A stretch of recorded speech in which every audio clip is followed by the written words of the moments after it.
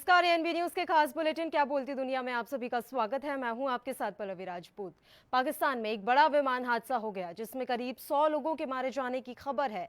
वहीं विमान रिहायशी इलाके में गिरा है, इसलिए जानी नुकसान का खतरा बढ़ गया है। पेश है एक खास रिपोर्ट।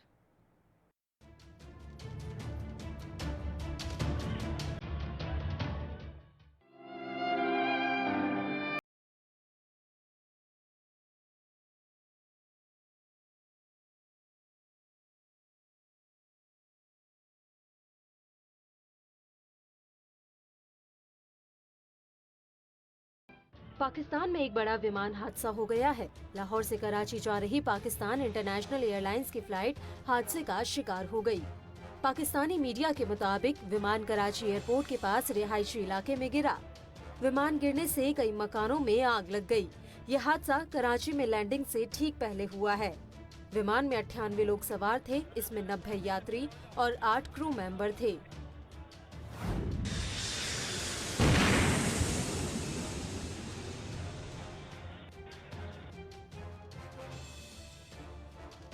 वहीं पीआईए के प्रवक्ता ने दुर्घटना की पुष्टि की। उन्होंने बताया कि फ्लाइट A320 यात्रियों को लेकर जा रही थी। विमान लाहौर से कराची जा रहा था और मालिर में मॉडल कॉलोनी के पास जिन्ना गार्डन इलाके में दुर्घटनाग्रस्त हो गया।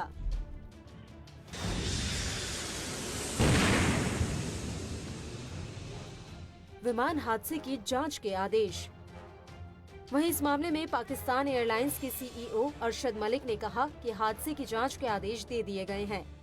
साथ ही उन्होंने बताया कि कराची में लैंडिंग से पहले पायलट ने कहा था कि तकनीकी खराबी आ रही है। उन्होंने बताया था कि कराची में दोनों रनवे लैंडिंग कराने के लिए तैयार हैं, लेकिन उन्होंने विमान को उड़ाना ही बेहतर समझा। वहीं इससे पहले जिस स्थान पर यह हादसा हुआ वहां से धुएं का गुबार उठता दिखाई दिया और एम्बुलेंस और अधिकारी भी घटना स्थल पर पहुंच गए। पाकिस्तानी मीडिया के मुताबिक विमान के उतरने से 10 मिनट पहले उसका संपर्क टूट गया था। इस हादसे पर पाकिस्तान के प्रधानमंत्री इमरान खान ने दुख जताया है। उन्होंने कहा कि विमान हादसे से दुखी हूँ। पीआईए के सीईओ अरशद मलिक के संपर्क में है। हादसे की जांच शुरू की जाएगी। मृतकों के परिवारों के लिए प्रार्थना और संवेदनाएं। गौरतलब है कि लॉकडाउन के कारण पाकिस्तान में घरेलू उड़ानें बंद की गई थी, जिन्हें पिछले हफ्ते शनिवार को ही दोबारा शुरू किया गया था, लेकिन महज एक सप्ताह के भीतर ही ये हादसा हो गया। News desk special report ANB news.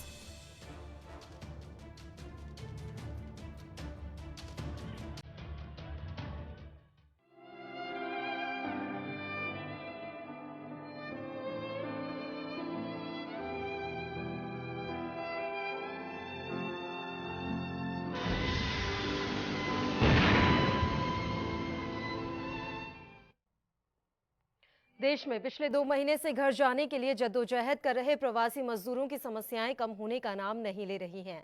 हालांकि श्रमिक ट्रेनों से मजदूरों को उनके गृह राज्यों में भेजा तो जा रहा है, लेकिन गृह राज्य पहुंचने के बाद गृह जिलों में जाने के लिए उन्हें संघर्ष करना पड़ रहा है। इसी बात को लेकर हमारे संवाददाता मुनीत मोहन पहुंचे लखनऊ के चारबाग रेलवे स्टेशन और स्थिति का जायजा लिया।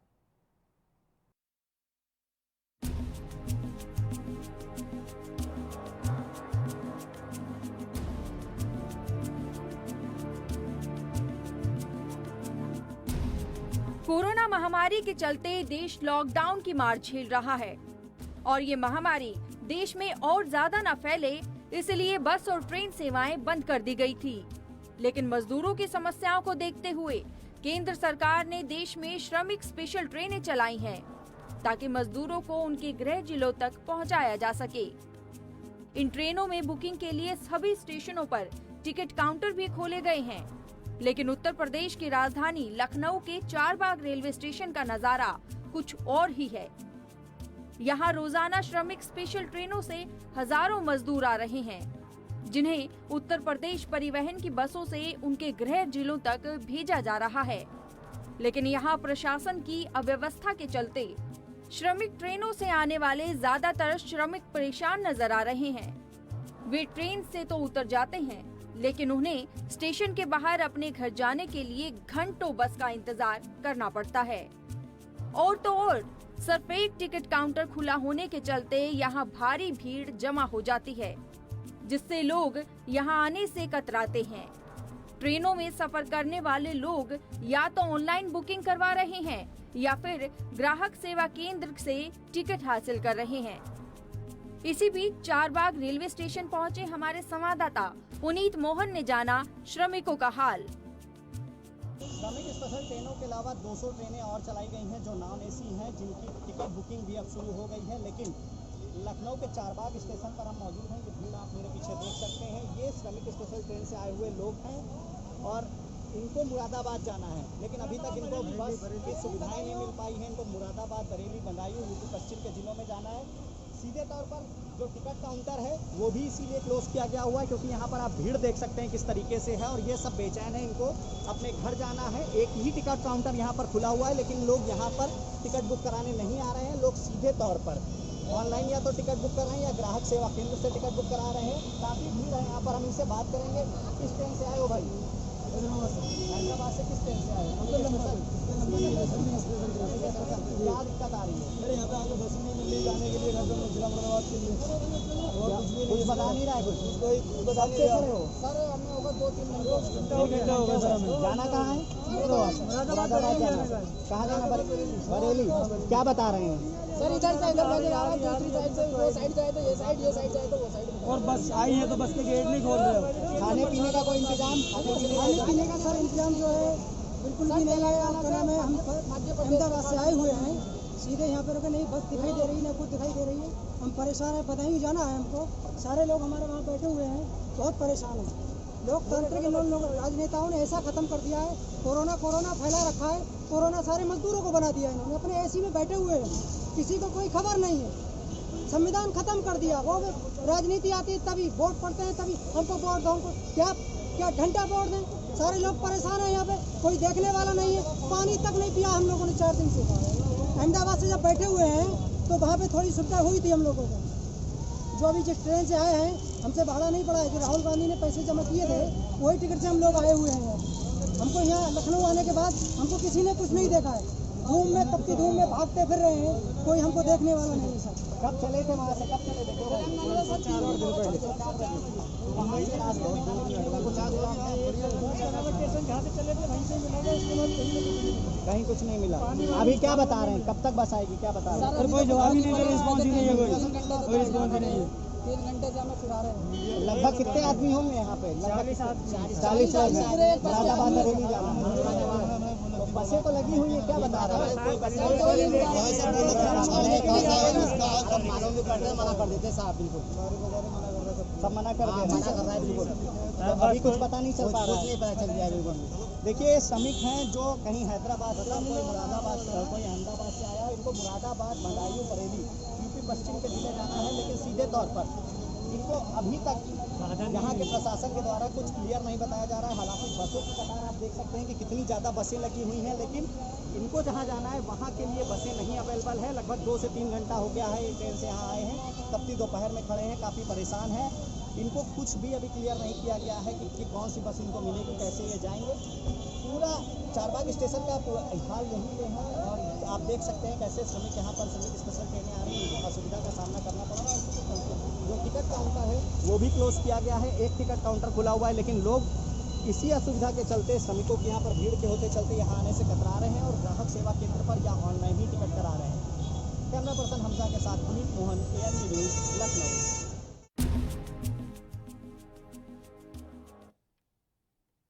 वहीं देश में कोरोना मरीजों की संख्या अब 1,20,000 के पार पहुंच चुकी है। पिछले कुछ दिनों से भारत में तेजी से मामले बढ़े हैं। हालांकि इस दौरान राहत भरी खबर ये आई है कि इलाज के बाद करीब 50,000 लोग ठीक भी हुए हैं। ये रिपोर्ट देखिए।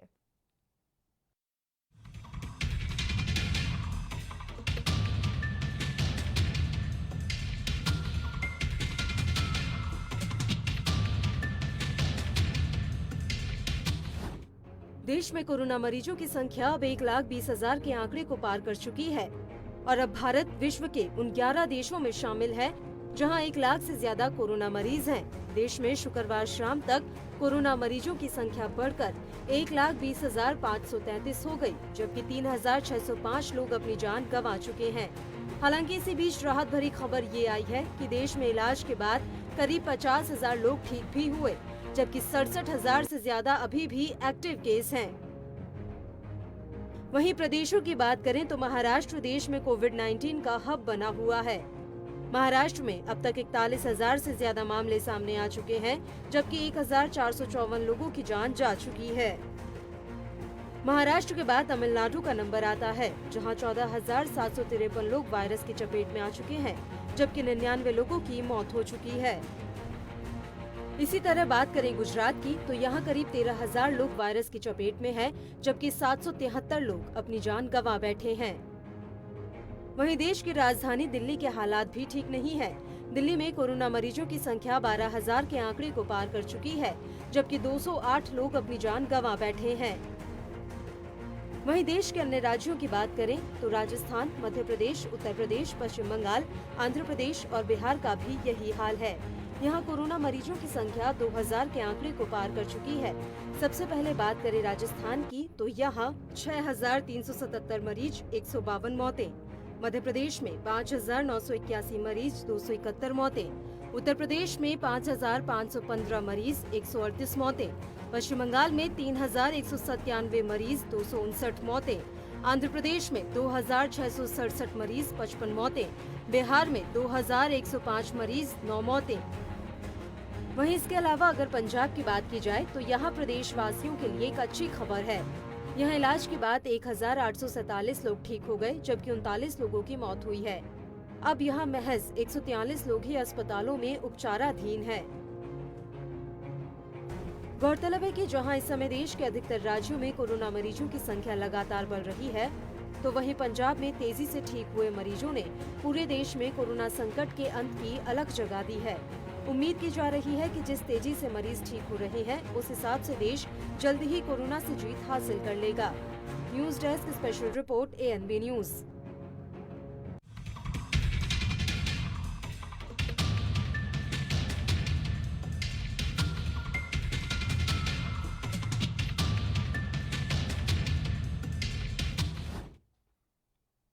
हरियाणा के गुरुग्राम से 1200 किलोमीटर दूर अपने घायल पिता को साइकिल से दरभंगा लेकर पहुंची 15 साल की ज्योति आज पूरे देश में चर्चा का विषय बन गई है। ज्योति के इस कारनामे पर जहां साइकिलिंग फेडरेशन ऑफ इंडिया ने ज्योति को ऑफर दिया है, तो वहीं पूर्व CM अखिलेश यादव ने 1 लाख रुपए देने का ऐलान किया है। ये रिपोर्ट देखिए आप।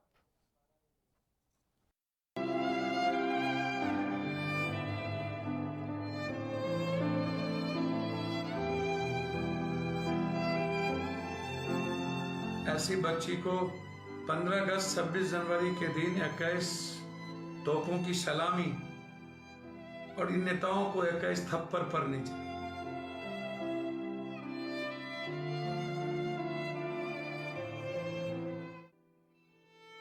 महज 15 साल की ज्योति इन दिनों बिहार ही नहीं बल्कि पूरे देश में चर्चा का विषय बनी हुई है। दरअसल ज्योति ने इस उम्र में वो कर दिखाया है जो शायद अच्छे भी नहीं कर सकते। दरअसल देश में लगे लॉकडाउन के चलते जनजीवन पूरी तरह से अस्त व्यस्त हो गया। इस लॉकडाउन की मार सबसे ज्यादा गरीब और मजदूर वर्ग पर पड़ी। देश में यातायात सेवाएं ठप हो गई और कई प्रवासी मजदूर दूसरे राज्यों में ही फंसकर रह गए। घर में खाने पीने की समस्या होने के चलते ये लोग पैदल ही अपने घरों की तरफ निकल पड़े। इन लोगों के पास जो भी साधन थे उसकी मदद से घरों की तरफ बढ़ते चले गए। लेकिन इसी बीच एक 15 साल की नाबालिग लड़की की तस्वीरें भी सामने आईं, जो साइकिल पर अपने घायल पिता को गुरुग्राम से लेकर दरभंगा की तरफ जाती दिखी। 7 दिनों के कठिन परिश्रम के बाद और करीब 1200 किलोमीटर की लंबी दूरी तय करने के बाद आखिरकार ज्योति अपने घायल पिता को लेकर घर दरभंगा पहुंच ही गई। जब ज्योति अपने पिता को लेकर दरभंगा पहुंची तो वहां ग्रामीण हैरान रह गए और ज्योति की पीठ थपथपाने लगे। बेटियां बेटों से कम नहीं है, इसे चरितार्थ किया है हमारे गांव की लड़की ज्योति कुमारी ने, जो साइकिल से गुड़गांव से अपने पिता को बैठा करके लेकर के चली आई है बिहार दरभंगा।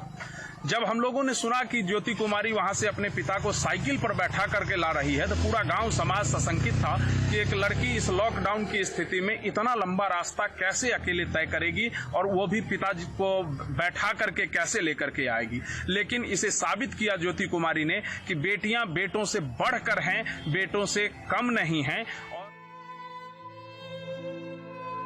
हालांकि ज्योति का ये सफर आसान नहीं था। उसे रास्ते में कई परेशानियों का सामना करना पड़ा, लेकिन उसने हार नहीं मानी और हर परेशानी झेलती चली गई।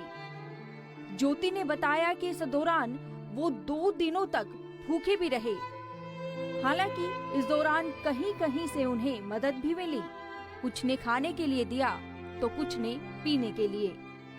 वहीं इसके साथ ही ज्योति ने बताया कि उन्होंने एक दिन में 100 से 125 किलोमीटर का सफर तय किया और जहां ज्यादा थकान महसूस हुई तो वहां थोड़ी देर के लिए रुक गए और फिर से अपने सफर के लिए निकल पड़े। ऐसा करते करते आखिरकार 7 दिनों बाद हमें हमारी मंजिल मिल गई।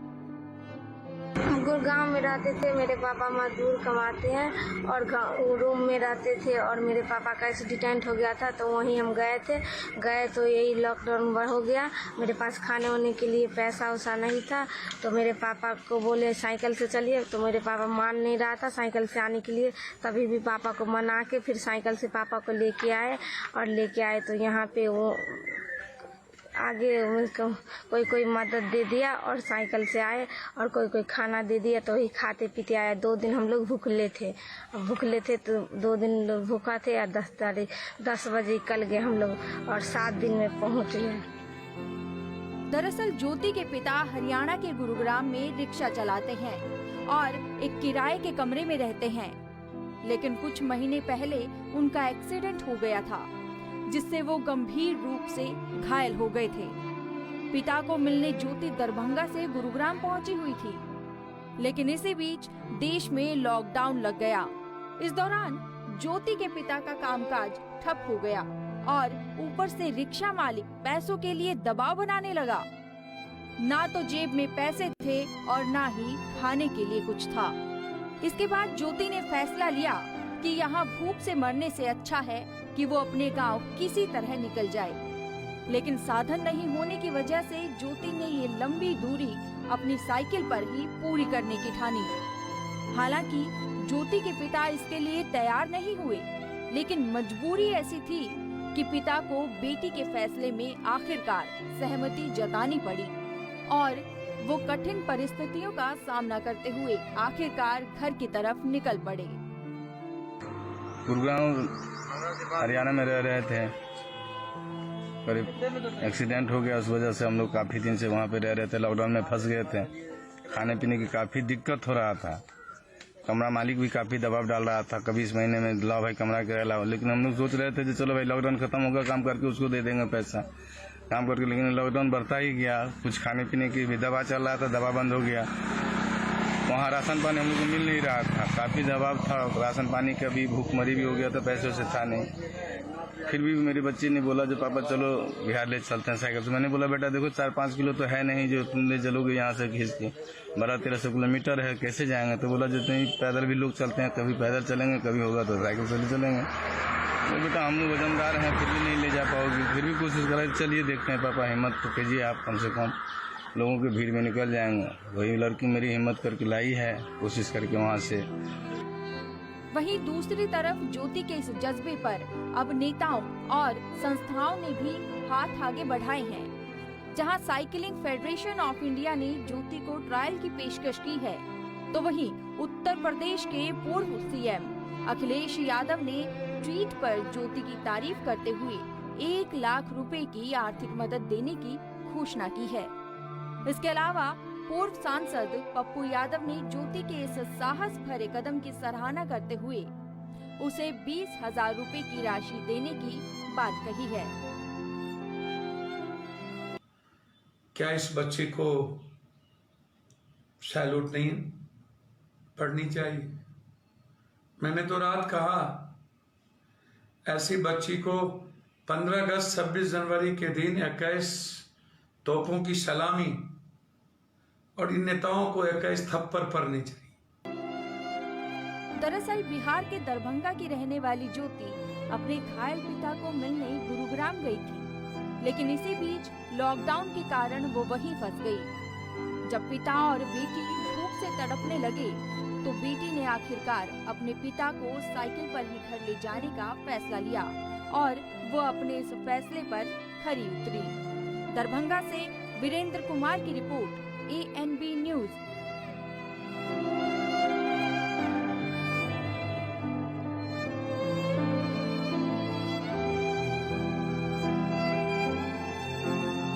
ऐसी बच्ची को 15 अगस्त 26 जनवरी के दिन 21 तोपों की सलामी और इन नेताओं को 21 थप्पड़ पड़नी चाहिए।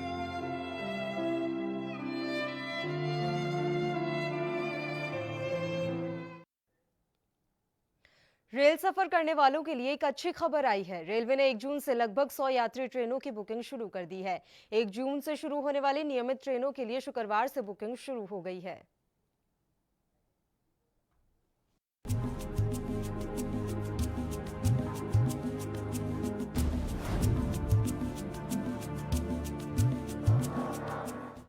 लगभग 2 महीने से लॉकडाउन के कारण थमी जिंदगी एक बार फिर से रफ्तार पकड़ती हुई दिखाई दे रही है। 18 मई से शुरू हुए लॉकडाउन के चौथे चरण में कंटेनमेंट जोन के अलावा लगभग सभी स्थानों पर आर्थिक गतिविधियों को इजाजत मिल गई है। इसके अलावा यातायात के पहिए भी रफ्तार पकड़ने लगे। दरअसल रेलवे ने यात्रियों के लिए 1 जून से लगभग 100 यात्री ट्रेनों की बुकिंग शुरू कर दी है। 1 जून से चालू होने वाली नियमित ट्रेनों के लिए शुक्रवार से बुकिंग शुरू हो गई है, जिसके लिए रिजर्वेशन ऑफिस में लोग टिकट लेने के लिए लाइनों में खड़े दिखाई दिए। इसी कड़ी में अंबाला कैंट रेलवे स्टेशन पर टिकट खिड़की खुलने के बाद टिकट बुकिंग के लिए लंबी लाइनें लग गई। दरअसल लोग पिछले लंबे समय से घर वापस जाने और काम पर लौटने के लिए बेसब्री से इंतजार कर रहे थे। इधर टिकट खिड़की खुलने के बाद पहली टिकट पाने वाले योगराज बहुत खुश दिखाई दिए। उन्होंने बताया कि वो मुंबई से छुट्टी लेकर अंबाला आए थे, लेकिन लॉकडाउन की वजह से वो यहीं फंस गए और अब आखिरकार वो ड्यूटी पर जा सकेंगे। ये मैं बॉम्बे जाना है और ये मेरी पहली टिकट है। जो टिकट सेंटर से टिकट निकाले मेरा पहला टिकट है। हाँ बिल्कुल। अपने 3 तारीख को 3 जून को टिकट कंफर्म है। कौन सी गाड़ी में? ये पश्चिम एक्सप्रेस। क्या करने आए थे? मैं यहाँ पे टिकट बुक कराना था। कहाँ जाना था आपने? नई दिल्ली। क्या करते हैं? मैं वहाँ पे सर्जरी करता हूँ। क्या दिक्कत आ रही थी आपको यहाँ? लॉकडाउन की वजह से गाड़ी बंद थी, तो ट्रेवल कोई साधन कोई नहीं था। तो अभी कल न्यूज़ पे सुना कि गवर्नमेंट ट्रेनें खोल दी हैं, तो इसलिए टिकट बुक करने के लिए आए थे। अब आप जॉब पे जाए, सर्विस पे जाएंगे? हाँ जी सर्विस। वहीं इस बारे में जब बुकिंग ऑफिस के इंचार्ज CS सुरेश पाल सोनी से बात की गई, तो उन्होंने बताया कि जो भी ट्रेनें 1 जून से अंबाला से चलेंगी उनकी बुकिंग शुरू हो चुकी है और बुकिंग सेंटर पर सोशल डिस्टेंसिंग का पूरा ध्यान रखा जा रहा है। आज से सर शुरू हो रहा है काम। अभी ओपनिंग हुई है, साफ सफाई कर रही है, सारी शुरू हो रही है, चार्जिंग हो रही है और जो भाई बुकिंग उसकी बुकिंग कर रहे हैं। अभी ये कब से ट्रेन चलेगी? ट्रेन 1 जून से चलेगी। सभी ट्रेन नहीं, सभी ट्रेन नहीं, वो 9 का पेयर है, वो अभी आपको बता देंगे। 9 गाड़ियाँ हैं जो स्पेशल जा रही हैं। अभी सारी गाड़ियाँ अभी ज़्यादा नॉलेज नहीं मुझे इस बात की, अभी सारी गाड़ियाँ कब शुरू होंगी, लेकिन ये 9 गाड़ियाँ चल रही हैं अभी, तो फिलहाल उसकी बुकिंग होनी है। वहीं इसे लेकर स्टेशन निदेशक BS गिल ने बताया कि उन्हें एडवाइजरी जारी हुई थी, जिसके बाद ही उन्होंने रिजर्वेशन शुरू की। अभी सिर्फ कंफर्म टिकट ही दिए जा रहे हैं, वेटिंग में नहीं। जैसे कि एडवाइजरी मिली है, रिजर्वेशन जो मैनुअल रिजर्वेशन PRS के थ्रू चालू कर दी गई है और जिन गाड़ियों की नॉमिनेशन PRS में CRS में फीड की है, जो नॉमिनेटेड गाड़ियां आई हैं उन्हीं में ही रिजर्वेशन मिल रही है और सिर्फ कंफर्म टिकट दिया जा रहा है। गौरतलब है कि तमाम दिक्कतों के बाद अब धीरे धीरे जनजीवन पटरी पर लौट रहा है और लोग भी सरकार की ओर से दी जा रही छूट से खुश दिखाई दे रहे हैं। अंबाला से अंकुर कपूर की रिपोर्ट, ANB न्यूज।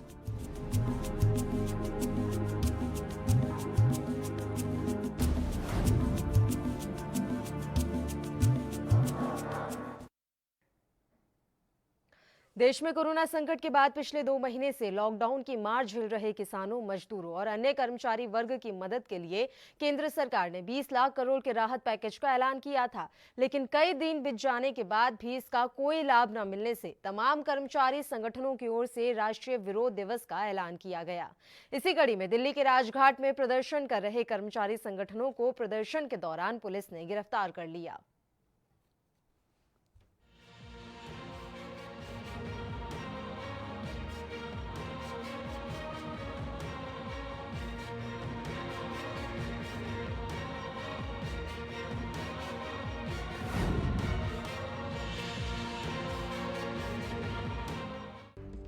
कोरोना संकट के बीच देश की आर्थिक स्थिति को मजबूत करने के लिए देश के प्रधानमंत्री नरेंद्र मोदी ने 20 लाख करोड़ के राहत पैकेज का ऐलान किया था, जिसमें किसानों के साथ ही अन्य वर्ग और कर्मचारी भी शामिल थे।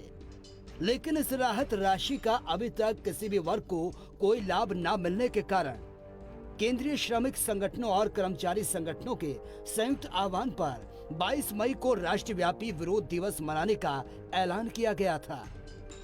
इस कड़ी में दिल्ली के राजघाट पर कर्मचारी संगठनों ने CTUS के बैनर तले केंद्र सरकार के खिलाफ जमकर विरोध प्रदर्शन किया। लेकिन थोड़ी देर बाद ही दिल्ली पुलिस वहां पर पहुंच गई और सभी प्रदर्शनकारियों को गिरफ्तार कर लिया गया। नेशनल प्रोटेस्ट डे की बात करें तो कहीं ना कहीं ये जरूर है कि नेशनल प्रोटेस्ट डे के अंदर आज कांग्रेस पार्टी के या फिर कहें और किसानों को लेकर प्रदर्शन किया जाता था राजघाट पर। तो राजघाट के अंदर जो प्रदर्शन चल रहा था, यहाँ पे शांतिपूर्ण प्रदर्शन चल रहा था, मगर देखने वाली बात यह जिस तरीके से दिल्ली पुलिस ने उन लोगों को उठाकर अरेस्टिंग की है, गाड़ी के अंदर बिठाया जा रहा है। कहीं ना कहीं ये जरूर है कि देखिए गाड़ी के अंदर किस तरीके से बिठाया गया है, अरेस्टिंग ले ली गई है। जितने भी लोग प्रदर्शन कर रहे थे किसानों के नाम पर या फिर मोदी सरकार को जो घेरने की कोशिश की जा रही थी, वो जरूर है इसके अंदर। कहीं ना कहीं ये जरूर है इसके अंदर जो राजनीति पहलू जो खेला जा रहा था वो कहीं ना कहीं इसके अंदर एक रोल निभाता है, क्योंकि जिस तरीके से कोरोना जैसी महामारी को लेकर जिस तरीके से प्रदर्शन चल रहा था, कहीं ना कहीं ये था कि अभी प्रदर्शन के नाम पर जो राजनीति हो रही है वो जरूर देखने वाली बात है। कैमरा पर्सन अजय चौहान के साथ राजीव कुमार तिवारी, ANB न्यूज़, दिल्ली। दरअसल राजघाट पर प्रदर्शन कर रहे कर्मचारियों का ये कहना था कि पूरे देश में मजदूरों और कर्मचारियों का कोरोना वायरस की आड़ में केंद्र और राज्य सरकारें शोषण कर रही हैं। सरकार श्रम कानून में संशोधन कर पूंजीपतियों के हक में फैसले कर रही है, जो कि बिल्कुल अमान्य है। इस मौके पर दिल्ली में हमारे संवाददाता राजीव तिवारी ने प्रदर्शनकारियों से खास बातचीत भी की। प्रदर्शन किया जा रहा था किसानों को लेकर और मोदी सरकार को घेरने की कोशिश की जा रही थी कि हर तरीके से कोरोना जैसी महामारी चल रही थी एक तरफ, तो कहीं ना कहीं ये था कि किसानों को लेकर प्रदर्शन किया जा रहा था। सर हम जानने की कोशिश करेंगे। सर क्या होगा? प्रदर्शन करने का कारण क्या था? प्रदर्शन करने का कारण मजदूरों का अधिकार छीन रहा है, मजदूरों को सड़क पे भूखे मरने के लिए छोड़ दिया है, से मालिकों को फायदा पहुंचाने के लिए, और सारे बेच रहा है सरकारी संपत्ति। पैकेज किसानों के लिए जो प्रदर्शन का जो पैकेज की घोषणा की थी वो क्या था? हाँ, किसानों के लिए पैकेज का घोषणा की थी वो पैकेज एक धोखाधड़ी है। वो पैकेज मजदूर और किसानों को पास कुछ नहीं पहुंचाया है, वो पूंजीपतियों को फायदा पहुंचाया है। तो इसीलिए इसको खिलाफ सारे मजदूर संगठन इकट्ठा सड़क पे है। पुलिस ने अरेस्टिंग क्यों ली है? हाँ, पुलिस ने अरेस्ट कर लिया, करने नहीं।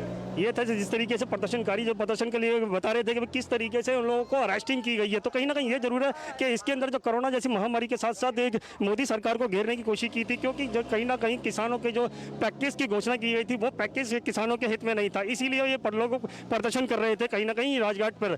कैमरा पर्सन अजय चौहान के साथ राजीव कुमार तिवारी, ANB न्यूज़, दिल्ली।